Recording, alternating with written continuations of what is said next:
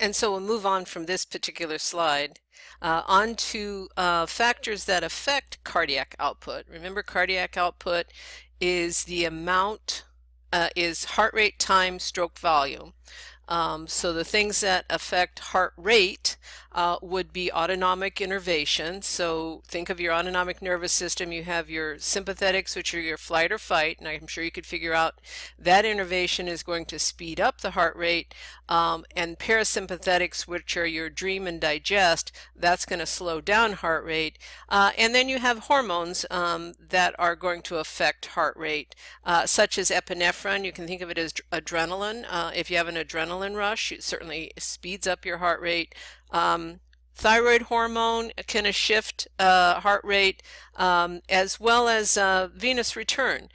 So the venous return acts more on the stroke volume portion.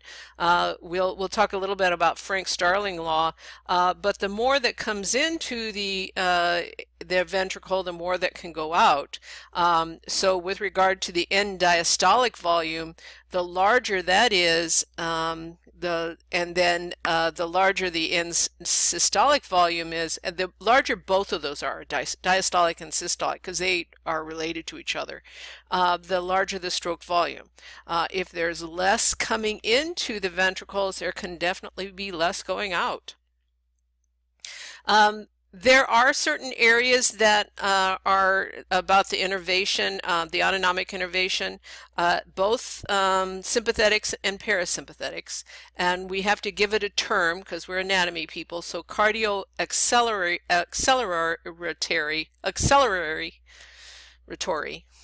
cardioacceleratory, we have to give it terms to make it difficult to pronounce them, will speed up. Which we just said. Then the inhibitory is going to slow down. So we've just added a little fancy word there, speed up, slow down. Speed up with sympathetics, slow down with parasympathetics. And these are centers. These are areas where you have nerve, where you have bundles of nerve cells. This would be in response to information that's sent to the brain from blood pressure, gas concentration, also blood volume. In terms of the actual effect on the SA node, you have the parasympathetic stimulating via acetylcholine, which we abbreviated as ACH. And then what that actually does is causes the potassium channels to open. And remember, the potassium channels, when they open, that causes the end of the plateau and causes the repolarization, otherwise known as kind of the relaxation. It decreases the rate of depolarization, increases the relaxation phase, the repolarization. And then with regard to sympathetic stimulation, remember that's the one that's going to speed it up. It causes increased sodium and calcium permeability. So that's going to increase that rate that the sodium channels open up, and also how likely they're going to reopen in that relative refractory period, not the absolute but the relative. That's going to have a spontaneous depolarization, and it's going to decrease the time that the heart is relaxing, so that repolarization. And you have images here. You have normal, and then you have the parasympathetic stimulation. You can see that the actual QRS complex, you have fewer of them just based on numbers. You have only 2 instead of 4. And then with regard to the sympathetic stimulation, you actually have 5 instead of 4. So you have an increase and decrease. All of this is based on information coming via the heart. One of the things is atrial reflexes, which we also call brain bridge reflex, and that is the amount of blood coming into the heart. Here's Frank-Starling. He has his own name here. Frank-Starling basically studied the heart and studied, Frank-Starling's principle is very, very scientific, but it amounts to the amount that comes into the heart is going to dictate how much goes out. So the amount coming in dictates the amount going out. And the thing that that tells us is something about the end diastolic and the end systolic volume. So the end systolic volume is dependent on, let's see where we are on in our image here. Let's see, I believe we're on the furthest to the left. End systolic volume.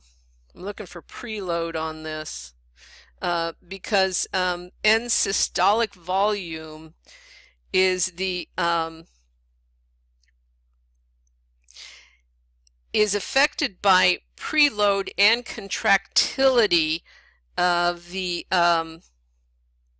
ventricle. So end systolic volume, so the amount that's left in that ventricle after it contracts and moves the blood out to the systemic circulation, is dependent on how much came in. That's preload. So it's not quite preload. Preload is actually how much those sarcomeres, remember the muscle cells or sarcomeres, were stretched, and also how much can they spring back, that contractility. So preload is this ability for the ventricle to actually stretch itself, how much can actually physically go into the vessel, and how much can that ventricle contract, as well as how much is left in. So these three principles will affect end systolic volume. End diastolic volume is affected by the amount that is going in. So remember, end diastolic volume is when you have all of your valves closed, the ventricles are full, and they basically are, it's a matter of how much actually came in the first place. Other things that affect have effect on the heart rate. This kind of repeats what we said. Sympathetic stimulation, it's a positive, and there's another fancy word, inotropic effect.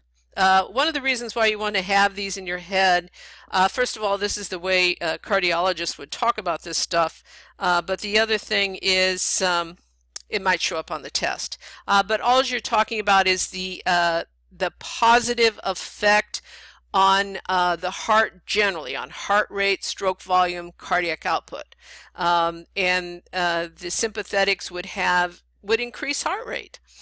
So henceforth increase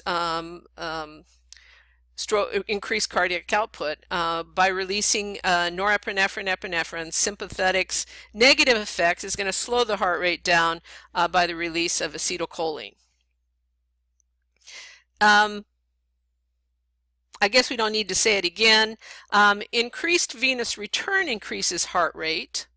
End diastolic volume is determined by the filling time and the rate of venous return. So end diastolic volume, how much time do those ventricles get to fill? How much was to come in the first place, the volume. End systolic volume is determined by preload. So in order for a muscle to contract, I want to give you a little bit more of a picture what this preload is. A muscle has a muscle's contractility, that sarcomere where you have the thin and thick filaments sliding over each other. The amount that they can pull apart, that would be the preload. That's going to dictate the amount they're going to be able to move back together again. For example, if you think of a rubber band, and if you just pull the rubber band apart a little bit, it's not going to be able to go back together very much. But if you really pull it apart, it's really going to be able to spring back together. And that also feeds into this contractility. But the thing about to remember about a heart cell, muscle cell, is that there are connective tissue like your moderator bands that are going to keep that cell from overstretching. But that's one of the reasons why we try to condition the heart by making the heart do more than it wants to for a slow period of time, otherwise known as getting your heart rate up with regard to exercise, is because that helps to condition those each individual muscle cell to be able to stretch a little bit more.